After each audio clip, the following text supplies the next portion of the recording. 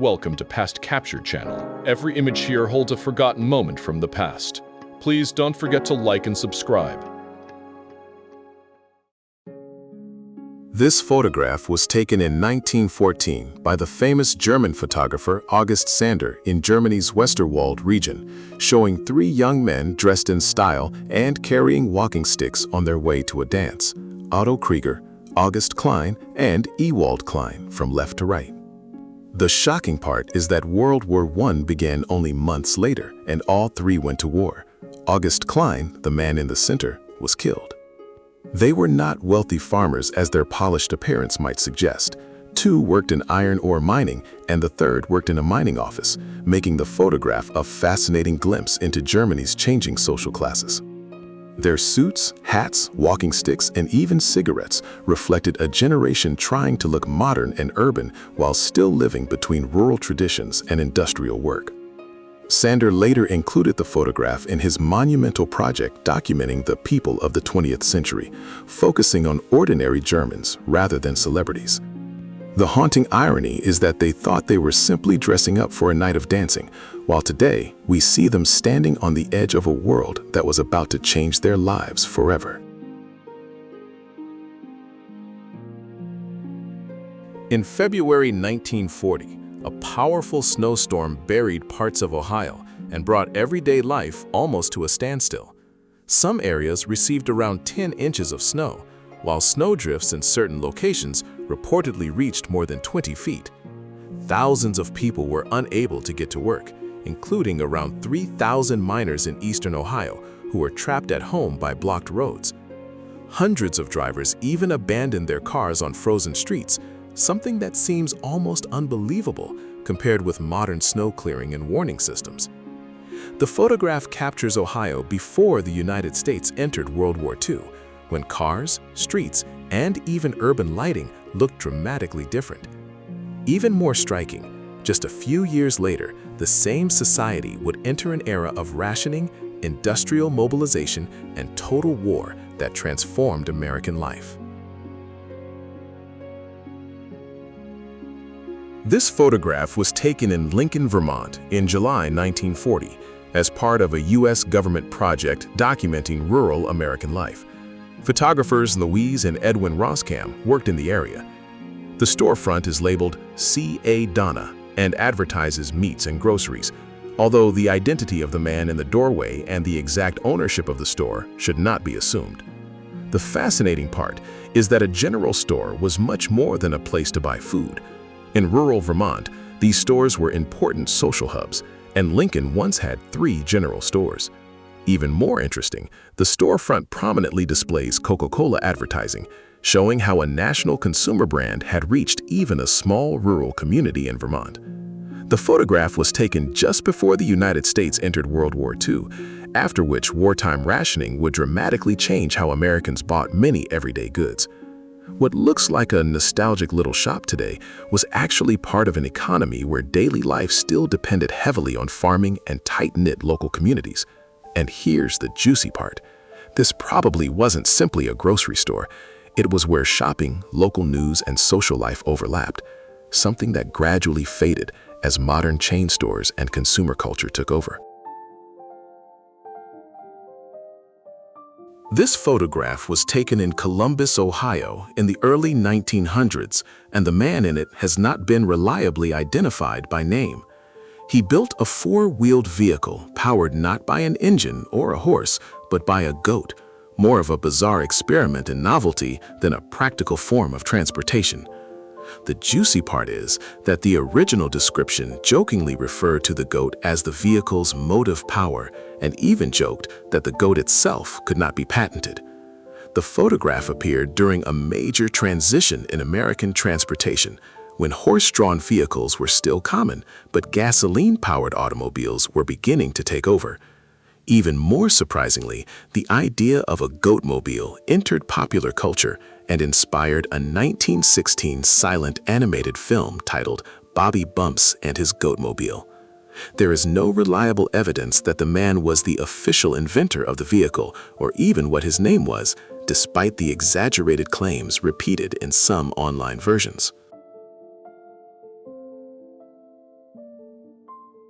This photograph was taken in 1903 in Cortland, Kansas, at a time when the telephone was beginning to transform small-town America. The workers are installing rolls of wires and insulators on wooden utility poles, a major infrastructure project at a time when telephone service was still relatively new. What makes the image fascinating is the contrast. A horse and wagon remain on the street below, while a new communications technology is being built overhead. The juicy part is that having a telephone did not necessarily mean you could call everyone. Competing telephone networks often weren't connected, so two people in the same town could sometimes be unable to call each other. These wires were therefore part of a much bigger battle between independent local telephone companies and the powerful Bell system. Cortland already had schools, churches, a bank, a newspaper, grain businesses, and railroad connections, so telephone service could dramatically speed up local news and commerce. The most striking detail is that this single photograph captures old America literally standing beneath the infrastructure of the new connected America. This photograph captures a real wedding in Sogndal, Norway in 1899. The bride and groom, Gertrude Leite and Lars Ide, were about 36 and 39 years old when they married. The photograph was taken by Niels Olsen Reppen, a Norwegian photographer who had spent years in America before returning home and documenting everyday life in rural Norway. What makes the date especially interesting is that the wedding took place just 6 years before Norway became fully independent from its union with Sweden in 1905. But here's the juicy part. In earlier generations, weddings in Sogndal could become so associated with drinking, extravagance, and lengthy celebrations that locals actually created rules and fines to control them. In 1813, around 100 farmers agreed to restrict excessive spending and drinking at weddings and funerals, with fines imposed for certain violations and the money directed toward the poor. So behind this calm, formal portrait was a community that, only decades earlier, had been dealing with a very real problem of out-of-control celebrations. This photograph was taken in Moscow in 1958 at nursery number 155 in the Dzerzhinsky district by photographer Dmitry Baltermans. The babies were placed outdoors for their daytime sleep, a practice that was considered part of childcare and exposure to fresh, cold air in the Soviet Union at the time. But here's the controversial part. To modern viewers, rows of babies sleeping outside in the cold can look like a dangerous medical experiment, even though the practice was considered normal in some Soviet nurseries. The popular claim that this was done specifically to strengthen their immune systems is an oversimplification. The photograph itself does not prove that cold exposure improved infant immunity. Even more surprisingly, outdoor naps for babies were not unique to the Soviet Union and have also existed historically in several cold European countries. What looks harsh or dangerous today was often justified at the time through ideas about fresh air, hardening the body, and child health. So the real shock behind the photograph isn't that Soviet nurses simply abandoned babies in the cold. It's that a once normal childcare belief can look astonishingly extreme today. Contrary to viral captions, this photo was not taken in American offices in the 1950s. It was taken in London in 1960. The scene was part of the second automatic vending exhibition at London's Royal Horticultural Hall, with a woman named Monica Bays demonstrating the machine. It could mix whiskey with water or soda and dispense the drink directly into a paper cup, essentially a mechanical bartender. The price was about 2 shillings and 6 pence, and the machine even had a timer to prevent alcohol sales during legally restricted hours. More importantly, there is no solid evidence that machines like this were widely used in American offices, despite the popular internet story. The ice-cold whiskey claim is perhaps the strangest part, showing an attempt to make drinking whiskey as quick and automated as buying a soda. In the end, the idea never became as widespread as the myth suggests, leaving this photo as a bizarre snapshot of 1960s automation and alcohol culture. This photograph was taken in Seattle, USA in December 1918, showing soldiers of the 39th Regiment marching through the city wearing masks made by the Red Cross. They were wearing them to protect themselves from the deadly 1918 influenza pandemic, a disease that killed millions around the world in a very short time. The shocking part is that while the world was still fighting World War I, another invisible enemy was killing people on a massive scale. The Seattle Red Cross launched an emergency effort and produced around 260,000 masks with the help of 120 volunteers in only 3 days. At the time, masks were not just a medical suggestion. People were even banned from riding city streetcars without wearing one. What makes this image even more remarkable is that people still did not fully understand the virus they were fighting, and there was no effective treatment available. This photo captures a moment when soldiers at the end of World War I were fighting not only human enemies, but also one of the deadliest pandemics in history. This photograph is connected to the 1919 Chicago race riot, a violent crisis that engulfed the city from July 27 to August 3. The spark was the death of 17-year-old Eugene Williams, a black teenager who was struck with a rock and drowned after crossing an unofficial racial boundary at a Lake Michigan beach. Violence quickly spread, with armed white and black groups clashing across parts of the city. The situation became so severe that around 3,500 troops were deployed to Chicago to restore order and secure the affected areas.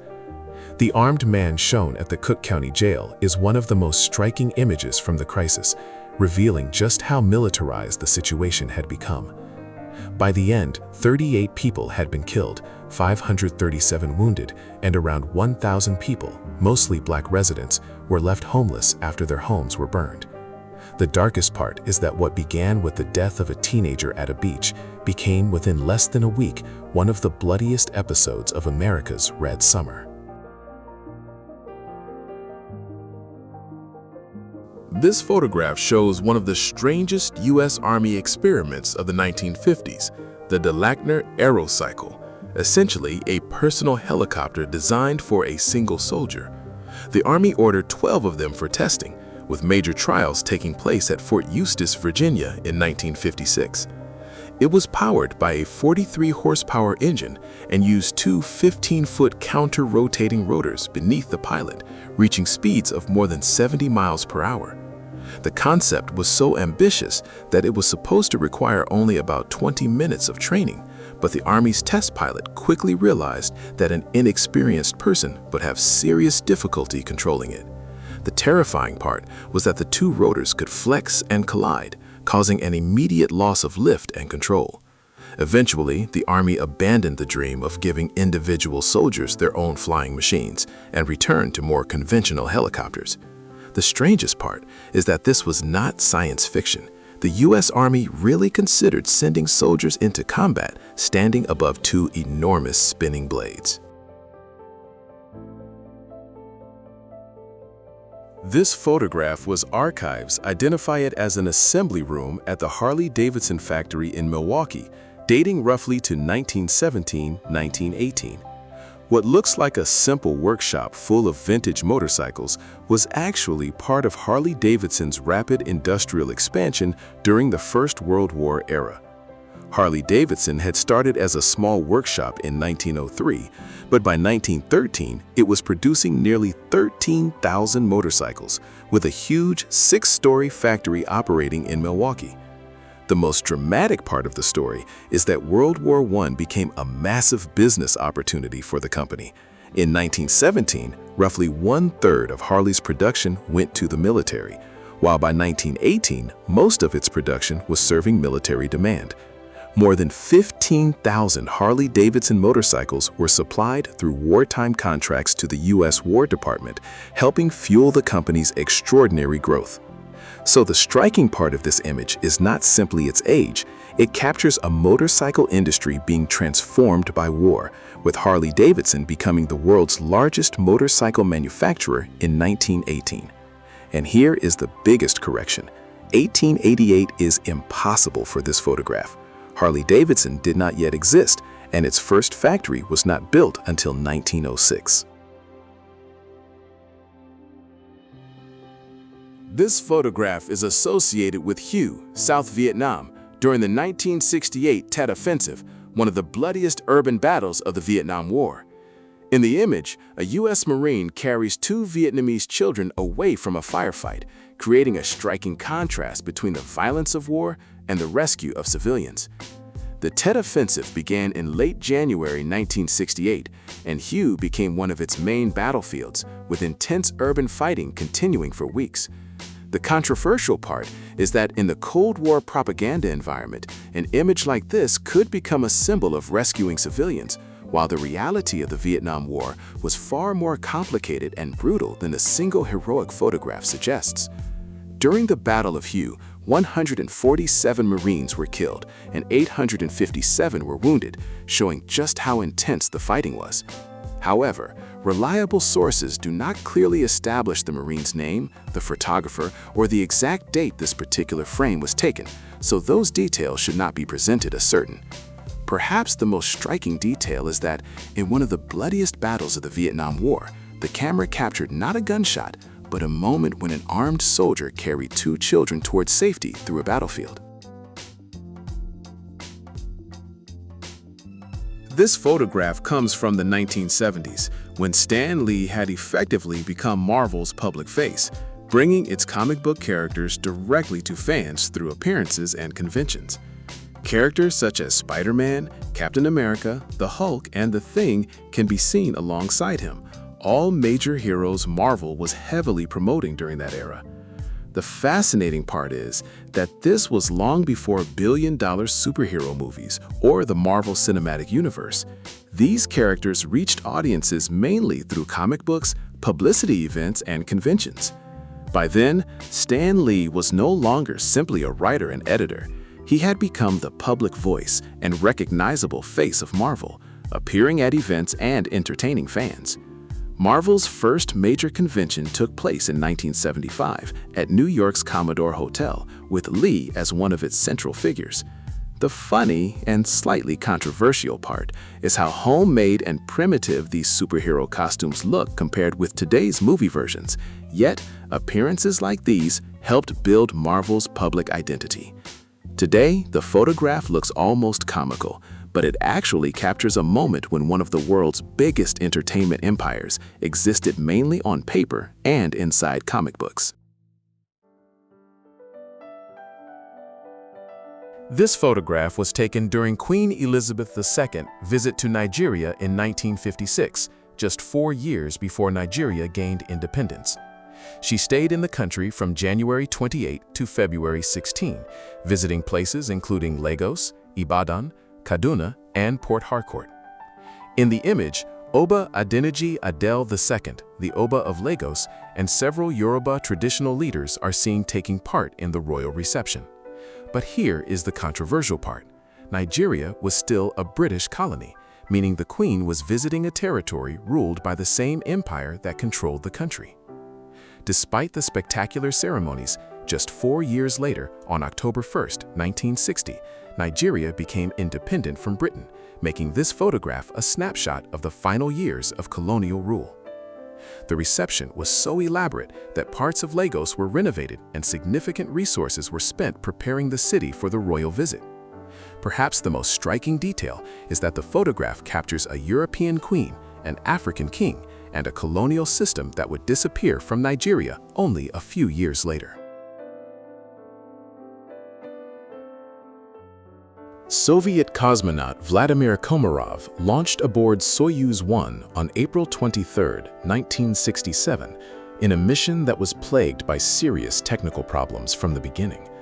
One solar panel failed to deploy, and problems with spacecraft control eventually forced the planned Soyuz 2 mission to be canceled and Komarov to return early. The real disaster came during re-entry. The main parachute failed to deploy, and the Soyuz capsule crashed into the ground on April 24. Komarov became the first human to die during a space mission, and this photograph shows his badly burned remains after the crash. The controversial part is the famous story that Komarov knew the spacecraft was unsafe and deliberately took the mission to prevent Yuri Gagarin from flying instead, but there is no solid evidence proving this story. Even the dramatic accounts of his supposed final phone call and last words remain historically disputed and should not be presented as confirmed facts. But the truth is already tragic enough. Pressure to keep pace with the United States pushed forward a mission with serious defects, and Komarov ultimately paid for it with his life. This photograph was taken on August 14, 1936, in Owensboro, Kentucky, where Rainey Bethea was hanged before thousands of spectators in what became the last legal public execution in the United States. Bethea, a black man in his early 20s, was convicted in the case involving the rape and killing of Lisha Edwards, a 70-year-old white woman. Prosecutors specifically pursued a rape conviction because that crime could still legally result in a public hanging. The shocking part was the crowd. An estimated 10,000 to 20,000 people gathered, with food and drink vendors among them, making the execution look disturbingly like a public spectacle. Even stranger, Florence Thompson, the female sheriff of Daviess County, was officially responsible for the execution, but she refused to pull the lever, and the final act was left to Arthur Ashe. Reports also claimed that Ashe was drunk during the execution and needed assistance, although some of the most sensational stories from that day were later shown to have been exaggerated by newspapers. The media scandal became so embarrassing that Kentucky banned public executions in 1938, effectively ending the era of public death spectacles in the United States. So the most disturbing part of this photograph is not simply the gallows, it is that thousands came to watch a human being die, and that spectacle helped bring an end to public executions in America. On August 9, 1945, at 11:02 a.m., the atomic bomb known as Fat Man exploded over Nagasaki, just 3 days after Hiroshima. And this photograph is one of the earliest ground-level images of the mushroom cloud. The American B-29 boxcar had originally been sent toward Kokuda, but heavy cloud cover and low fuel forced the crew to switch to Nagasaki as the secondary target.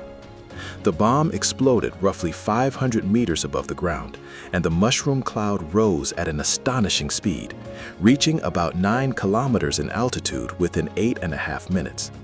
Even more tragic, the Urakami district, home to a large Catholic community in Nagasaki, was near the heart of the destruction, and around 10,000 Catholics were killed.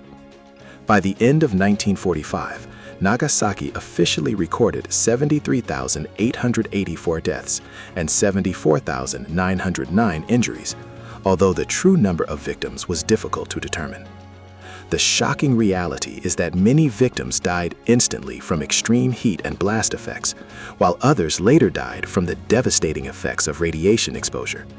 So this photograph is not simply a picture of a mushroom cloud. It captures the moment a city became one of the darkest symbols of the nuclear age. On November 4, 1966, the Arno River burst its banks after days of intense rain, sending a flood wave roughly 3 meters high and moving at nearly 60 kilometers per hour through Florence. In parts of the historic center, the water reached almost 5 meters, catching the city without an effective warning system.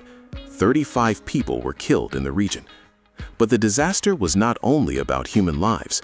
Millions of books, documents, and works of art were submerged, and even the famous gates of paradise at the baptistry were damaged by the force of the water. Florence's National Library alone suffered damage to more than 1 million books and documents, including priceless historical material. When the water finally receded, around 600,000 tons of mud covered the city, mixed in places with oil released from damaged heating systems. The remarkable part was the arrival of thousands of young volunteers from Italy and abroad, who helped rescue books and artworks and became known as the Mud Angels. The disaster also exposed Italy's weak emergency response system and helped push the country toward modern approaches to flood prevention, early warning, and civil protection.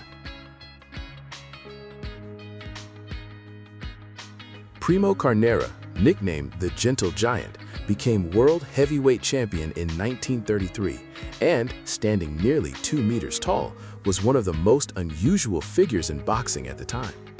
But behind the fame was a major scandal. Serious allegations of fixed fights and manipulated results surrounded parts of his career, while figures connected to organized crime also appeared around his management. Even his championship fight against Jack Sharkey was later accused of being predetermined, although the claim was never conclusively proven. Carnera lost his title to Max Baer in 1934 in a brutal fight in which Baer knocked him down repeatedly before stopping him in the 11th round. His professional life was also plagued by financial and managerial problems, with claims that much of his earnings ended up under the control of people around him. His extraordinary story later inspired The Harder They Fall, a tale about a boxer whose fame becomes controlled by money and powerful people. Yet the biggest question remains unanswered. Was Carnera truly a giant champion, or was he partly the star of a massive gambling and boxing spectacle?